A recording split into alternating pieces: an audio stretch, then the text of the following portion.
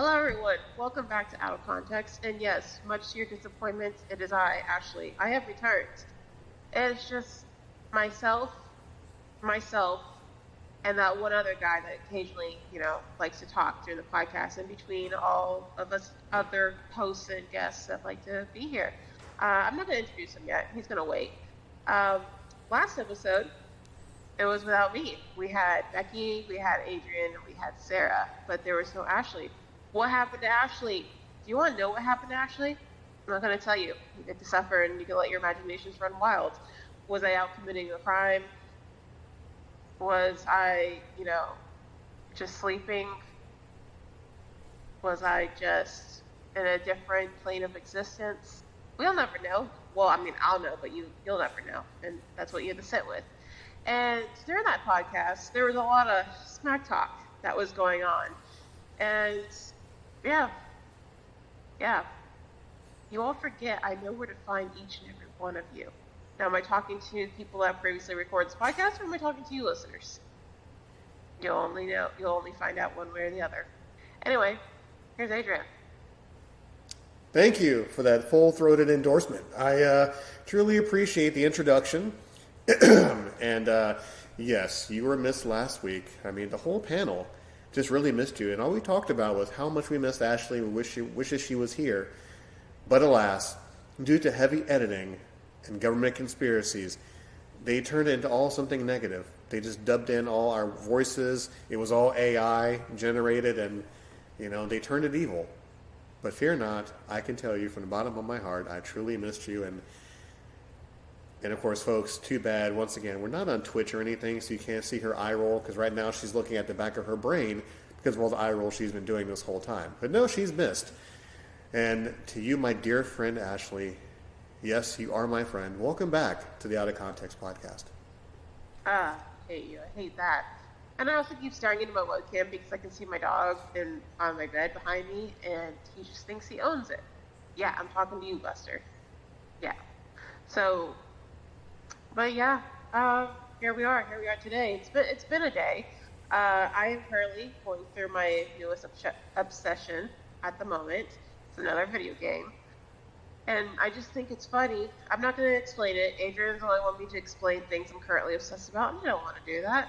It's called Baldur's Gate 3, and look it up. If you're on TikTok, you should already know what it's about. It's just really funny how during, what was it, not Hogwarts Legacy, where I was pretty much obsessed with that game for a month until I beat it and I was done. Occasionally I still go back to it when I get bored. I started playing Star Wars when that came out, because that was the next game I was looking forward to. And I remember, I think it was during the week, just to be, polite and stuff, when my husband's home, we're both home at night, I'll look at him and like, hey, you mind if I go play video games instead of me sitting here on the couch and just watching TV? And he's like, yeah, that's fine. And then there was a night, he's like, just go play it, so that way you can get it out of your system until the next game comes out. And I said, no, there's not another game that's coming out that I want to play right now. Like, there's nothing else I'm looking forward to. Which at the moment in time, that was very true. And the only thing I knew that was coming out was Assassin's Creed. The next one that's coming out, I think it's called Mirage. That one's still not out yet. I'm waiting for it, because that one's going to be an obsession-based one for a month. But in between, there's been other games that have come out. And again, which is where I'm saying is Baldur's Gate 3 is what I'm playing now. And I love it. I said I wasn't explaining it, but basically it is Dungeons & Dragons as a video game. And is probably the best rated game of all time. So yeah. So that means when this other game comes out, you will mysteriously disappear, and the CIA will call you out for another secret mission. So myself, Becky, Kevin, Sarah will have to fill in, your shoes while you're gone for a while, in other words. Game. Oh, sweet. Perfectly. So yes, the last episode we did, it was tremendous. Your bosom buddy, Becky, did a tremendous job hosting the show. Everything went through swimmingly. And so now this week we should pick up where I left off at. And some interesting news for all you listeners out there. The podbean.com, where originally all this fun stuff started, it expanded a little bit. Now, let me extrapolate on that. So that means it only holds the first 100 episodes of a podcast. Now, I've been doing this crazy thing since 2018. All of a sudden, I found out that I'm able to upload all 338 shows that I've ever done. So if people wish to go back and listen, that lets me know that you can find all of our episodes. So this is what we're going to do here. I am going to take a little brief pause for a second. You'll never know that we're gone. So we'll be gone for 3 days, 5 days, 10 days. So we're going to pause it and come back in 3, 2, 1. And we're back. You didn't even know we were gone. Beautiful thing. Somebody forgot to do something. See, I wasn't even going to say that. I was going to say somebody forgot to do something. But no, since the cat's out of the bag. No shame. No shame. I have been drinking a fuck ton of water and green tea lately. And yes, I know. It's just like the rules. Why did you go before we left the house? I didn't have the urge to go. And then I was drinking my green tea, and then my body's like, you are going right now. And there was going 2 options. Either A, I could signal Adrian that stop recording, or B, I was going to take this podcast into the bathroom, and you guys were going to hear some background noise, and you're going to think, why is Ashley at Niagara Falls? And, fun fact, I'm not. So you would have heard things, and you'd be like, is that Niagara Falls, or is that chicken frying? Nobody would have never have known, but you would have told everybody what you were doing. I could have played it off. Like Ashley and her husband on vacation. She's recording from Niagara Falls and ignored the toilet flushing. So just what it was. Just was what it was. It's a weird bidet kind of sound, but it's all right though. Hey! The prequel to the book "Everyone Poops" is "Everyone Pees." Okay, I had to pee. That's it. We're all human. I have no shame, and I've actually said far worse things on this podcast. I think me talking about that we had to pause the podcast for me to go take a pee break is like the least. It's probably the most PG thing I could have ever said on this thing. Yep. I mean, you shake it more than 3 times, you're playing with it. So what is the topic for today as we get away from bathroom conversation? Coulda, woulda, shoulda. I think we've talked briefly about stuff like in another universe, what we would have done differently. It's about the same thing, but it could be about instances with customers, with family, friends, opportunities, just anything. There's no limits, there's no boundaries. We're putting all these situations in the bubble of, another dimension where it's not going to happen. It never will happen because it didn't happen. But what would we have done in these situations if given the chance, if we were given that pause button? Like if you need to go take a pee break, and then you do everything you need to do, and then you hit play and nothing ever happened. Okay, so I think we should break it up into 2 groups. The shoulda, woulda, coulda personal, and the shoulda, woulda, coulda professional. So we're kind of not bouncing back and forth. Where's the fun in that? Of course. Since this is your topic, you go first. I'm kind of curious to see what you got. Okay, well, just going off of just for work stuff is what I wish, I would have. I so badly wish I could have, and part of me is like, I should have done it. It's just telling people I don't fucking know. I work in the financial industry. I work in a banking environment, so I get people all the time asking me things.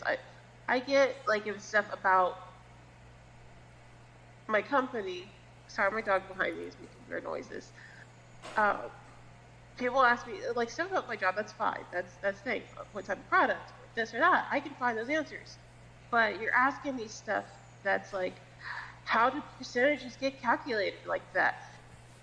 When do you know that the economy is going to get better? What about interest rates? What about my mortgage? When will I be able to get a lower rate? Bro, I don't fucking know. I just work here. I'm in the now. And even if I happen to predict, and I know that there's going to be changes in rates at some point in the future, and I was aware of that, you think I would be telling you? No. I couldn't tell you. That would be against my job, and there's a legal thing in that part too that I forgot the name of. but so badly. People throw the most out of pocket questions at me, and it's just all I want to do all the time is like, I don't fucking know. And I think yesterday I came so close. It's been very busy at work. It's been short staffed. I have been having to clean up other people's messes, and I'm dealing with their members or their clients. And so these people are just asking me all these questions. I'm like, I don't fucking know. I don't know.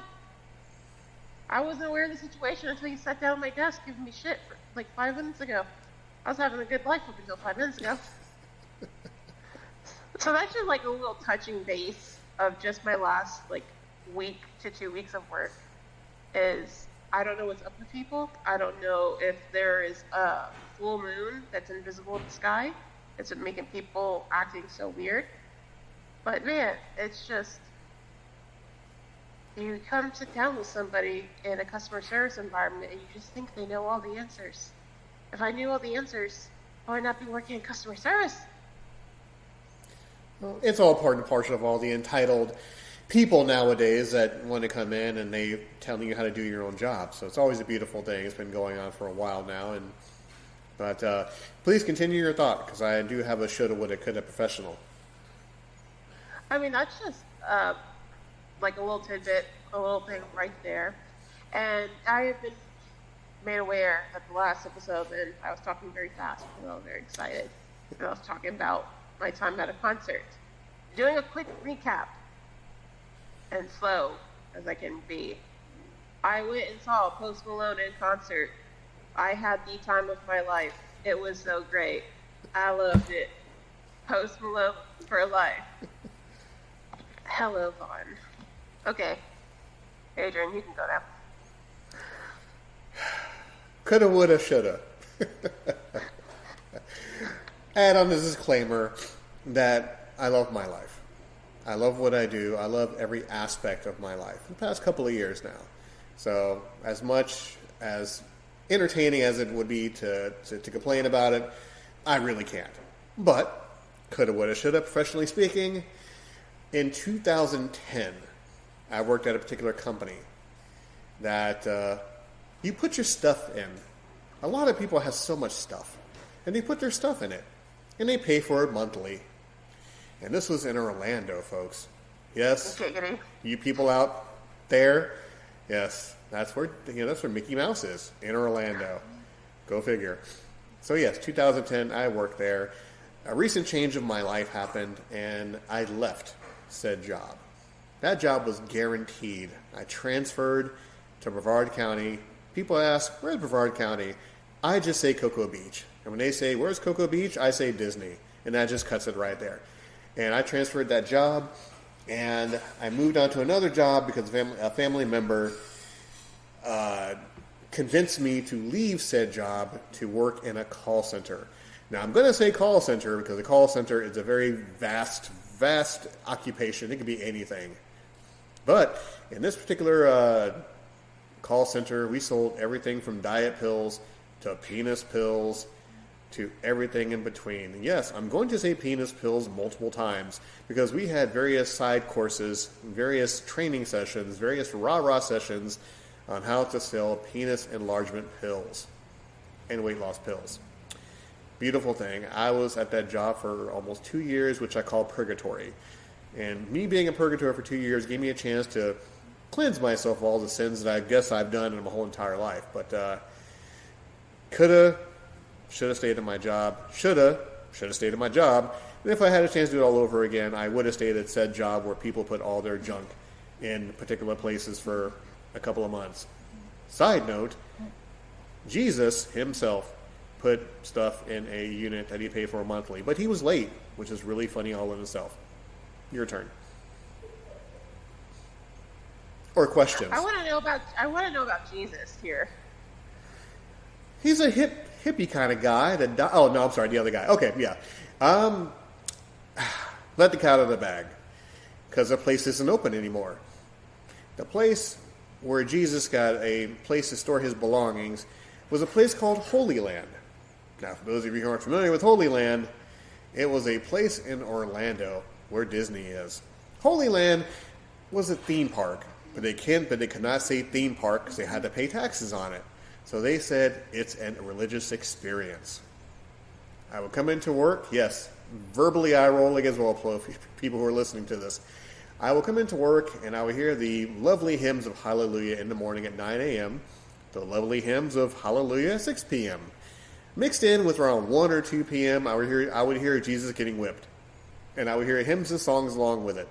So yes, it was a religious experience. And then once a year, Holy Land would have a tax-free day. So everybody and their grandmother would drive and clog up the roads to get to Holy Land. And it would take me almost an hour and a half to get to work. And people will park in my parking lot, thinking it was okay. And use my bathrooms as well. Some of the most righteous, some of the most entitled people to go see Jesus get crucified. And walk away with nice swag on top of that. You haven't lived until you've seen a Jesus beating shirt. Okay. Okay, I'm gonna cut in here because now we're gonna stray off the path here because now this is very interesting. So one tidbit, Holy Land's actually closed down and they're tearing it down. Did you know that? Absolutely. This is why I can talk about it. Yeah. And then secondly, like, how do you not buy swag when you notice that? If you go all the way back to, as long as there's been public executions, there will be people, like, historically, like, written and documented that people would trample each other. They would wait till, like, how people wait for Black Friday stores at concerts that they'll camp out overnight. People would do that for public executions. They wanted to see the torture. They wanted to see someone's head getting chopped off. They just wanted to see it. And I'm pretty sure if, like, there was some type of swag back then, people were buying it. But the most closest to swag that they could buy was, like, fruit, stones, and stuff that they could throw. So they would buy off the merchants so they could throw it at them. And they'd be like, yeah, I saw someone getting hung today. I saw someone going into the iron bowl. And that was their thing. So it's just simply history repeating itself. And they would just go to Holy Land to watch Jesus get whipped. And people think we're joking. I did not personally go to Holy Land, but I had a lot of friends that would go, or friends in another school system, and they would go on an actual field trip there. If they went to like a Christian or Catholic school, that would be a field trip for them. And they can barely tell you about anything else besides the fact that you all gather around and you watch Jesus get whipped. And thinking, that's a great environment for kids. Regardless of the school type or not, that's pretty metal. And I remember one time, I was like, no fair, I didn't see it. So that's definitely interesting. But yeah, I was actually kind of blown away because Holy Land has been there for years, obviously, and I personally forgot when they closed it, but it's just been sitting there abandoned for so long. And now, about the last year, I heard that they're finally tearing it down and they're going to build something else there. And I'm like, hallelujah. No pun intended. So, yes, to backtrack to Jesus renting a place to put his stuff, yes, he came in full garb, minus the blood, by the way, and he was in high spirits, once again, no pun intended. So, I showed Yahweh his place where he can put his stuff, went through the whole process and whatnot. I was so blown away and enamored by the character, I forgot his real name. I just kept calling him Jesus. He smiled and took it in stride. But he stored with us for a couple of months, and he was late every single month. There was some kind of cosmic humor attached to that, where I had to call him and remind him to pay his storage. And it was great. Now, interesting... was he... No, wait, was he 3 days late? Send all your hate mail to the Out of Context Podcast, care of slackingmajestically01 at yahoo.com. Anyhow, I digress. Interesting postscript to this. When we would have our big meetings for the whole district, we will go to the particular job part of it, and it was right next door to Holy Land. So my job was right across the street from Holy Land, and the major bigwig conference center was right next door to it. And for whatever reason, every time I walked next to Holy Land, my neck started to get really hot for whatever reason. I'm not too sure why. But yeah, it was quite the experience, and people will come over from across the street to use my bathroom, to park in my parking lot, and preach the good word, even though I had to tell them it's an amusement park, just to be a smart ass, and they would get mad at me and say, it's an experience. I'm like, yeah, a tax-free experience, and they didn't like me after that. So yeah, the coulda, woulda, shoulda. I could have stayed at that particular job. I should have stayed at that particular job. If I had to do it all over again in a very bizarre way, I would have stayed at that particular job because it was fun. We've had prostitutes was there, a dead body was there, people living in their place to put their stuff lived there also. So it was never a dull moment. I think having any type of job in Orlando always comes with the experience of just you meet a lot of different characters of people. And I remember when I used to live in South Orlando area to just Orlando itself, and man, you worked with people, and you met people, and you see people, and even to this day, anyone that's a Floridian, or particularly a Central Floridian, they know exactly what OBT is. That is an experience. That is a religious experience. It's not might not be the religion you're thinking of, but that's a religious experience, all right. When you go through there, never walk that road. Don't walk that road. We can do a whole show on that particular aspect, but please continue. Oh my God.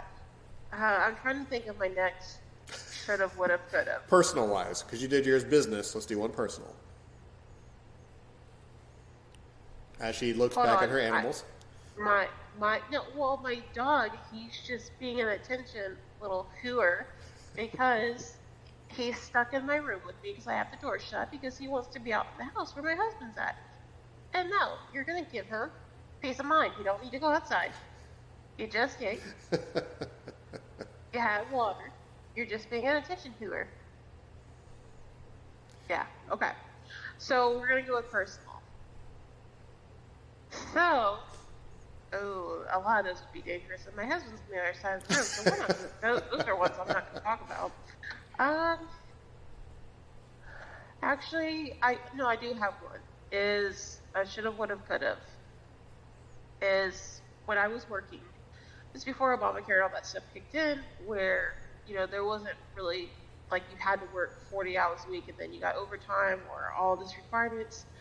And with my first job, I was able to do all that. I pulled shifts and worked doubles and a half nearly every single day.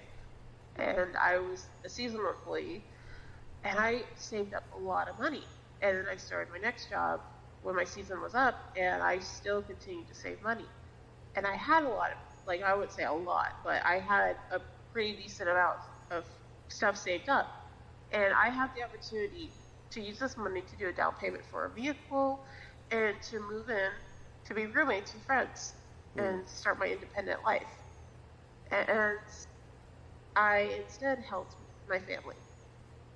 They made all these promises and all these things of what would be beneficial to me if I helped them out. And of course, like an idiot, I listened. And I did it. And made nothing but regrets since then. And I missed the opportunities where I got to be independent. I did technically live by myself, but it was my parents' house. They weren't there. But a part of me, I never got that experience. And if I could go back in time, no repercussions, like I would still have this outcome, I would like to do that. It would be to have some sense of independence where I got out of that house a lot sooner than I did with my own car and my own place with two friends of mine that are still friends. I'm still friends with to this day, and that would be really great. Especially, I don't know. It would have been nice to have my own space for a little while, and not have to live under someone else's rules. And then when I finally did move out, it was with my now husband, and it just kind of like trading one place to another, where nothing is really 100% yours, and there's like a creative downside to it. So Like for me, I can't. Like I wanted us to move into another house because I want a separate room where it's gonna be my gaming room, and I can decorate and I can do things how I want to do it without someone saying that's not gonna look nice. I don't care. It looks cool. So yeah, that was my personal shoulda, woulda, coulda. Interesting. Now, of course, people who are listening to the show wondering why there are small pauses in between the conversations. In the background, her animals, once again, are just wanting attention from her, and just like most animals, they will get you at the most inopportune time during mid conversation for wanting attention. So, just letting you know, just putting it out there. So, my personal shoulda, woulda, coulda, once again, in Bizarro world. Let me set the scene here. Take this ride with me as the dogs try their hardest to get your attention. It's the most adorable thing in the world here. Once again, folks, very soon we'll be on Twitch, and you will see her reaction as the dogs try their darndest to get her attention. Yeah, I'm in no hurry for that because let me tell you that 9 out of 10 times I'm looking like a bum when we are doing this podcast. I am not wearing makeup. My hair is up. Currently wearing a really old tank top, no bra on, and I am just, man, I'm looking like Uncle Dan in a trailer park right now. It's not ready. Well, it makes you feel any better. I'm unshaven. I should be under a bridge scaring little children. But on top of that, the shoulda, woulda, coulda for me. Wow, they really want your attention, folks. I wish everybody can see this. I'm thinking before the 2000s, a little bit early 2000s. One of my good friends, unfortunately, was in a car accident, and due to that, all he suffered, I believe, was like a broken leg, broken ankle, and he got compensated very, very handsomely for it. And he had the idea to pack up and just drive cross country. Bought a brand new Pathfinder, and he wanted myself and my brother to go with. Now, mind you, this was a little bit after high school, so myself and my brother were kind of futzing around, working at the movie theater, not really having a direction temporarily. So he's like, let's go to Colorado. I have family in Colorado. We can live out there and give it a shot. I have money. You have money. He has money. Let's go. So we all hopped in the Partridge family bus, drove cross country, wound up in Colorado, and yeah, we went to a lovely town called Vail, Colorado. For those of you who aren't unfamiliar with Vail, Colorado is the equivalent of Disneyland. Expensive, very shiny, tons of white people, and pot heavily used on a daily basis. So we got signed up with a place called Vail Associates, which is the equivalent of working at Disney, because you work for the town of Vail, and you do whatever job they need you to do. So my brother and his friend worked for Vail Associates. I got a job working at a Blockbuster. For those of you millennials who don't know what Blockbuster is, pause the podcast and look up Blockbuster. It's a video store. Not that bad. Come to find out, it's a franchise Blockbuster. The guy who worked there was a total perv, hit on every single woman that came in there, and his buddy next door worked in a pizza place, and he was high 24/7. So basically, myself, my brother, and my friend got hired by the guy looking at us going, you guys work together? Yes. Need a job? Yes. Okay, you're hired. You start tomorrow. Mind you, the pothead guy would come over and go, you want some pizza? And I would say, sure, no problem. 5 days later of pizza every single day, we kind of got sick of it, but it was free and we didn't care.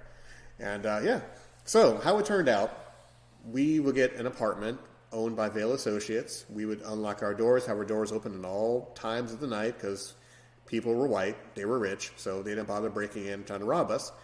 And every day we'd go to work across the street, guy high as hell, wants a pizza, absolutely, save money. And yeah, it was great. So, the part where you're hanging on to, the shoulda part, I should have stayed. And the reason why I didn't stay, because my friend had his girlfriend, soon-to-be wife, was back in Florida, so he went back for her. My brother had a girlfriend back in Florida, went back for her, and me, like an idiot, I went back also, and I could have stayed. So, but yeah, it was fun.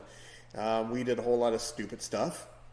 My brother, then of course, this is years ago, so nay on him. He would order porn and have porn delivered to the house. He sat down with his headphones on, listened to music, watched porn in the living room. My friend would work for Vail Associates, come home with a crap ton of beer, have friends come over and drink beer, and we'd eat Chinese food from my brother's wok. He'd make Chinese food every night, and I'd come home and I'd clean up. And that's what we did, and it was fun. And we were just all stupid young adults having a good old time, but we decided to come back because of relationships and whatnot. So, coulda, woulda, shoulda. I should have stayed there, and it was fun. It was an experience. Okay, so now we're gonna go back to professional. Um, I had a professional one in my head, and I cannot remember.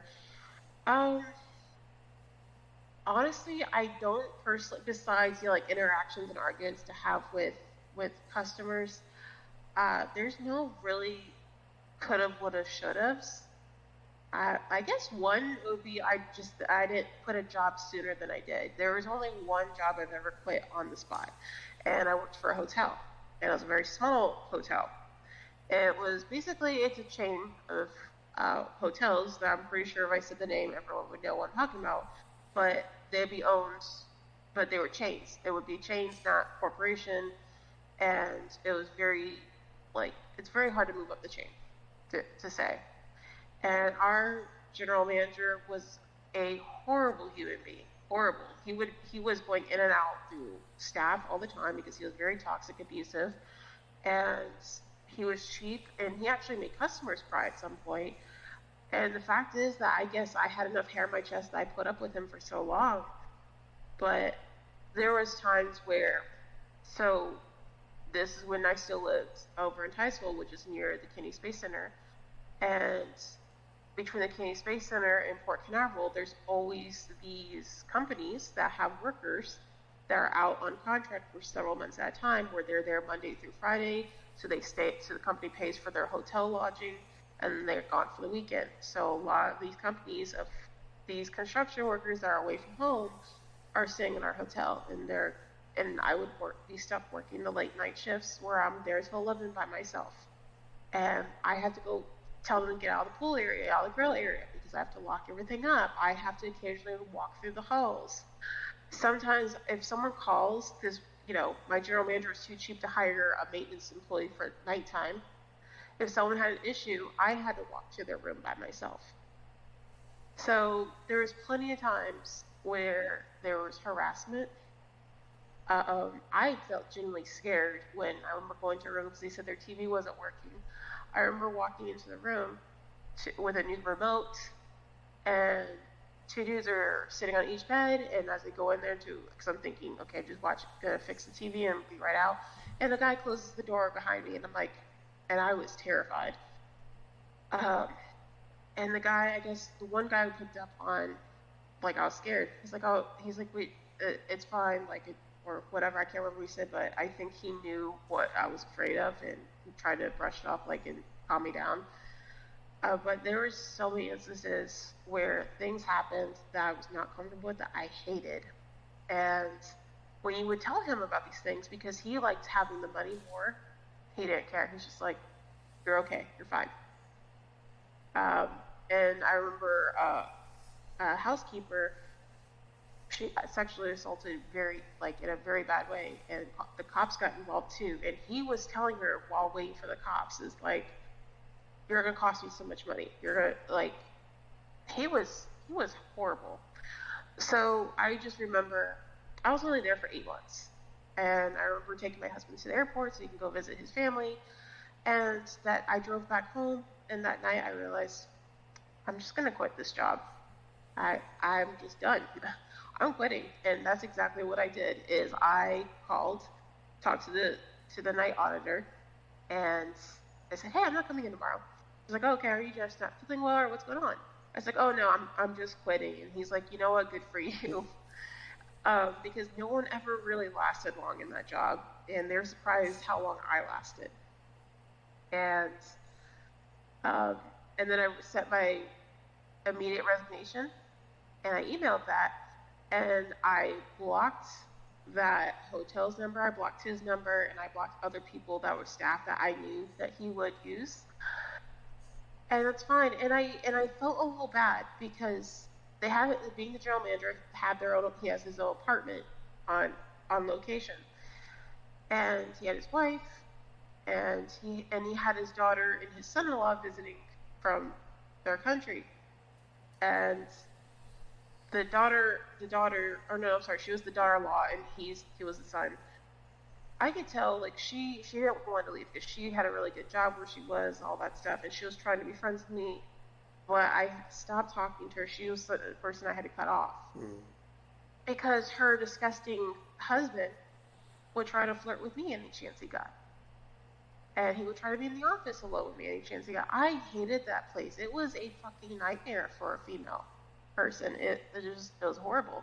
So that was my would have, should have, could have. Like, I wish I didn't even take that job. I should have just remained unemployed rather than take that job. That's one thing on my history that if I could take back, I would just take back that entire experience of 8 months, and I would have chosen to just be unemployed.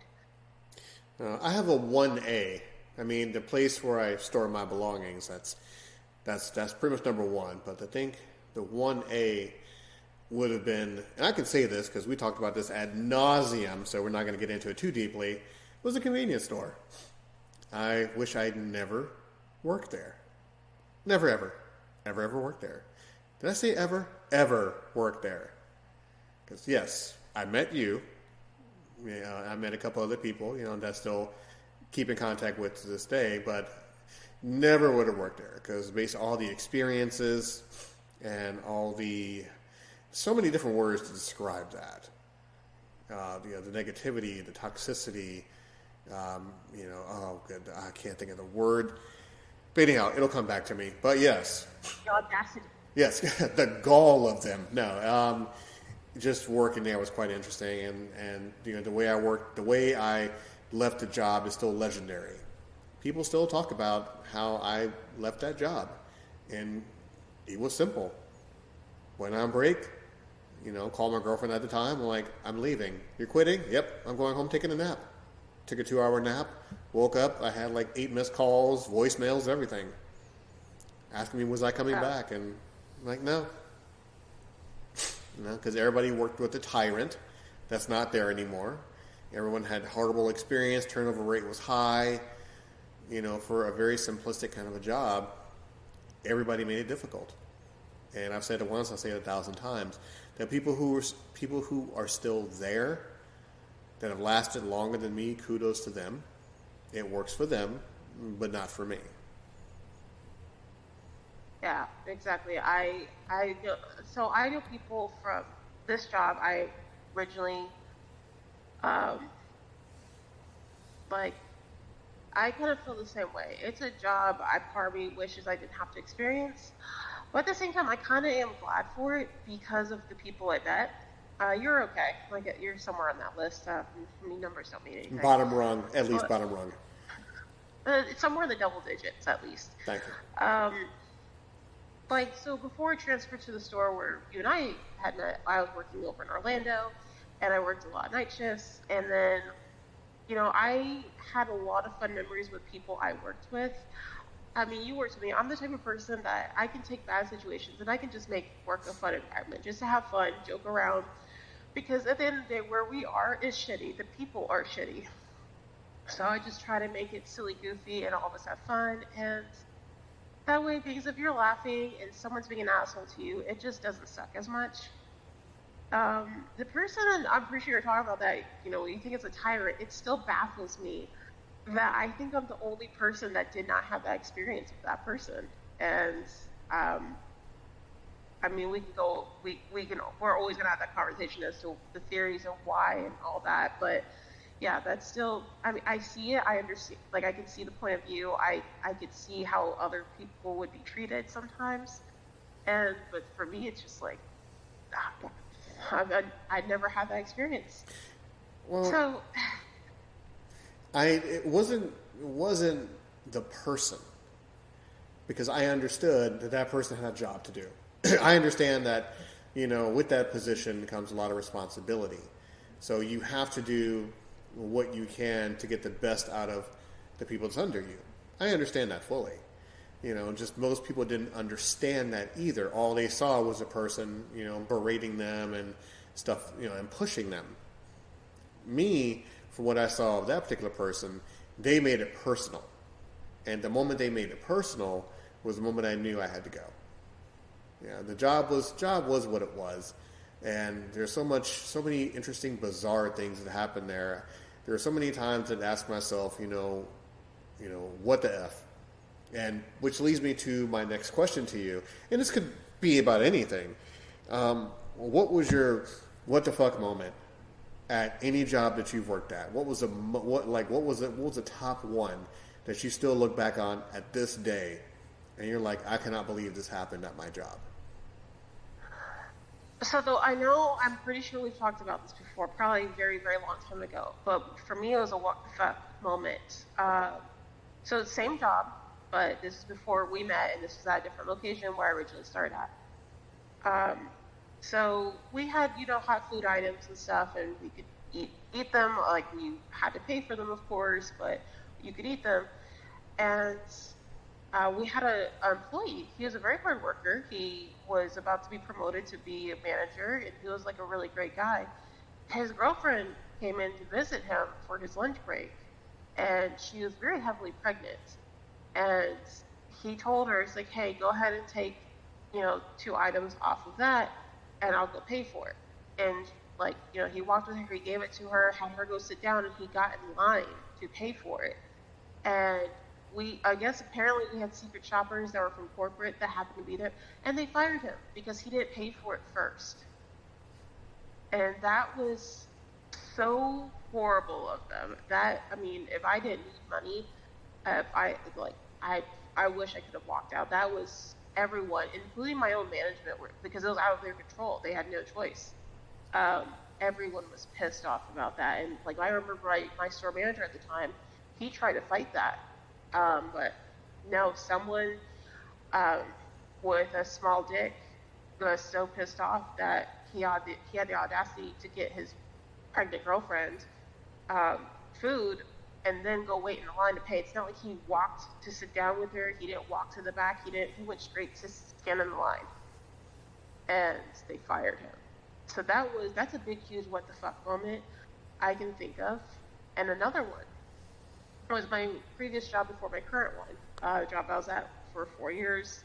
And I know you and I have exchanged horror stories of my experience there. Mm-hmm. What was the breaking the camel's back moment for me is also what the fuck is my entire team and myself. We all had COVID. We all got infected, and we were all out at the same time. I had it the worst, and then a coworker of mine, he had it almost as bad as me. And our 3 other coworkers had it bad, but they quickly recovered and they were able to return to work. So basically, during this month of being very short-staffed and 2 employees, I was literally out for a month. By the time we all got back together, our district manager was going over our numbers for the month. And because our numbers were really bad, because we were all sick and 2 of us were in the hospital, and myself where I nearly died, there was no excuses. It was embarrassing. And she just tore through us. And in that moment, we're all like, we're fucking leaving. My assistant manager, she was gone first. She was gone in like 2 weeks. The next was my manager. He was gone in a month. And then 2 months after that, myself and the other coworker that had COVID just almost as bad as I did, him and I had the same lap. We put in our 2 weeks at the same time. Only one other person from our team remained there, but he's at a different location, and it's better for him, and he likes his team where he's at, and that's great, good for him. But that was another what the fuck moment for me. It's I don't know. I get it, we were all just bailing because we're like, hey, fuck this job, we're just gonna call out a whole bunch of times. But no, we all had COVID. We all had the positive test results. We all had the doctor's notes. I had the hospital notes and everything explaining why I was on a short-term disability leave. And this bitch had the audacity, how embarrassing it was for our numbers to be like that. Bitch. So yeah, that was it for me. And I remember them trying to keep me. When I said, hey, here's my 2 weeks, and they were trying to get me to stay. They gave me 3 offers to stay. And I was like, no. I have two. I have two what the fuck moments. And then we'll wrap it up here very shortly. Now, my first one was, and we talked about this before, in the Slacking Majestically era of you and I. And of course, this is a famous one. This is a famous story that everybody knows, and it's actually on the news. It's on the news, and yes. Now, a little bit of backstory, and I'll make it very brief, very, very brief. Two co-workers of the convenience store, girlfriend and boyfriend, had a baby together, and come to find out the baby was abused in the hospital, GoFundMe, everything, soup to nuts. Come to find out, the boyfriend got arrested. Who knows where he is today? Who cares? And the mother, she got arrested but was released, and she was away from the job for a certain period of time. And from the higher-ups told us that she is coming back to work Christmas Day. And yeah, the district manager pulled all the employees and told us what's going on. And after all the gasps and whispers and everything, we were told, do not say a word, do not tell any customers, do not confront her about it, just basically pretend it didn't happen. One of the employees, she got up and she quit. Another employee was like, okay, if this person comes in, I'm leaving. Christmas Day she walked in, that person walked out. Customers came in, saw her face, pulled me aside, and just lit me up. You know, saying, why is she here? What's going on? If she's coming here, I'm not coming back. And yeah, a whole lot of customers left because of that issue. And to this day, that person is still there. So that was my what the fuck moment. Yeah, that I still remember. Yeah, when we did Slacking Majestically and we talked about that, still, you know, oh, I told you so shit. Yep. Go ahead. Go ahead. No. We all know. We all know. But yeah, that's the thing is, I would have done the same exact thing if I could have. I get some people aren't in that financial position to just walk away. I know, like how I just explained my story about the guy that got fired. Like your principles, and it sucks because you have very strong principles and you know how fucked the situation is, but then you're like, you have your own things going on and you need the money, and you're not in a fortunate situation where you can just simply up and leave the job like that and you don't have anything backed up. Some people are smart and they save the money and they have money, or they have an opportunity waiting for them. But yeah, it was just I'm still, that still makes me very upset, even from the first time you told me, and just knowing where, you know, my friend got fired to get his pregnant girlfriend food and have her sit down while he goes to pay. But then you have a piece of shit human being like that. Like, yeah, we're gonna let her come back. Yeah, and like I said, once I got the whole story, then of course, you know, that changed the whole dynamic of it. And the second one was after the first time I left that particular company, and my district manager literally reached out to me and asked me to come back. And I'm like, okay, you reached out to me, you asked me to come back, we have a game plan set, it is what it is, I apologize, it was an impulsive move for my own personal reasons. I could have handled it better, it was what it was. So I came back, and then that manager that we spoke about, after 2 days, took me outside in the back of the store and reamed me out for 10 minutes. Would not let me get a word in edgewise. That young lady made it personal and just lit me up for 10 minutes. After she was done, she said, do you have anything to say? Now, mind you, ladies and gentlemen who haven't really seen what I look like, I'm a 6-foot black man. Now, I could have struck the angry black man face and scared her, but no, I'm a team player. And I loved what I did. So I just folded my hands behind my back and I smiled and I said, no questions. After she lit me up, I knew it was time to go. So that same morning, when she demanded everybody take an early break, I'm like, okay. Hopped in my car, made my phone call, went home.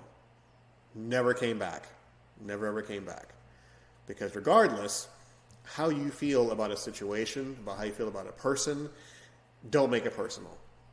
And she made it personal. She made it known that how angry she was at me and disappointed she was at me. She didn't know me from Adam. I was just a worker. And I took it upon myself. I felt like I felt what I had to do was right. Because it was so unprofessional the way I was treated. So I left, came back, got reamed out, and I left again. Never turned back. So I was very fortunate. I was financially stable enough to walk away. Most people couldn't, but I walked away, found something else a little bit later. And after that, I've been fine ever since. Yeah, no, I agree with you. And so I can't talk about situations at my current job right now, just because I never know someone at my current job is listens to this podcast.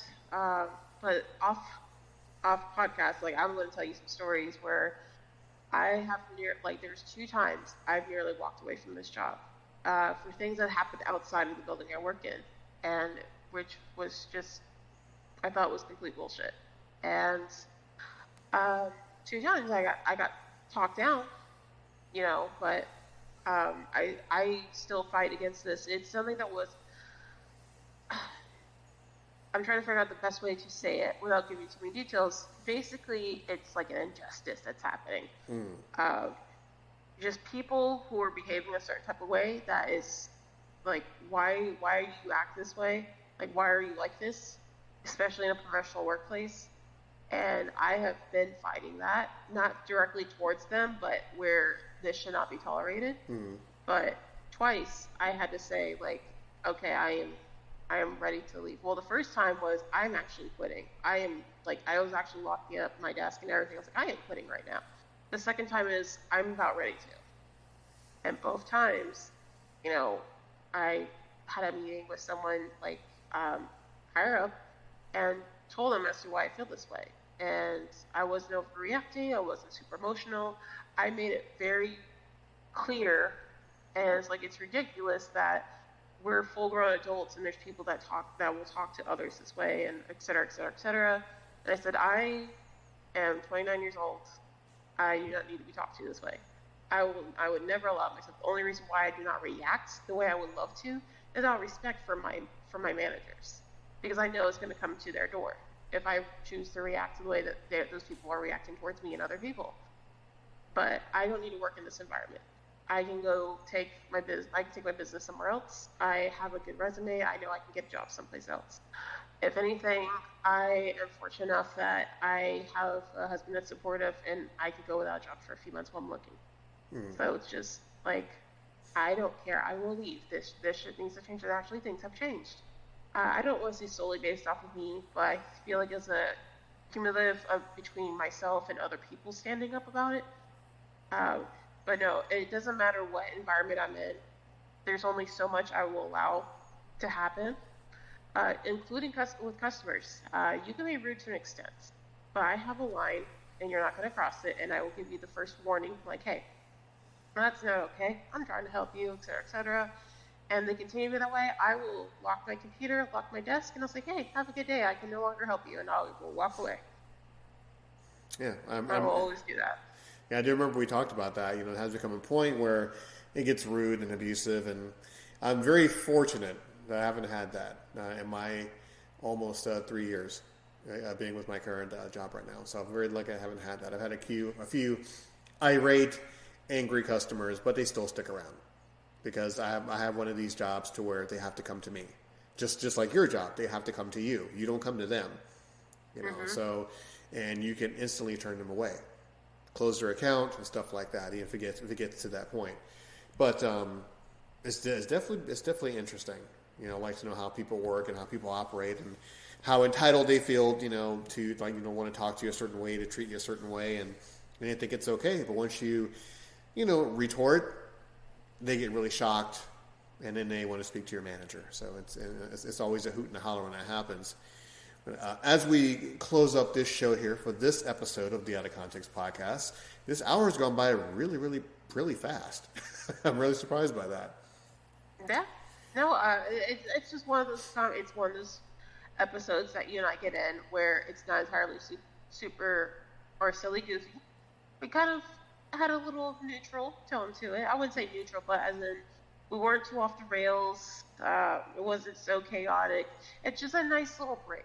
Probably the next episode, we're probably going to have one or both or whoever back on the show.